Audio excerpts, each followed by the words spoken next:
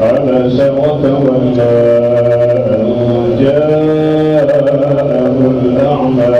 وما يدريك لعله يزكى أو يذكر فتنفعه الذكرى أما من استوى فأنت له تصدى وما عليك ألا يزكى وأما من جاءك يسعى وهو يخشى فأنت عنه تلهى كلا إنها تذكرة فمن شاء ذكره في صحف مكرمة مرفوعة مطهرة بأيدي سفرة كرام بررة قتل الإنسان ما أكفره من أي شيء خلقه من نطفة خلقه فقدره ثم السبيل يسره ثم أماته فأقبره ثم إذا شاء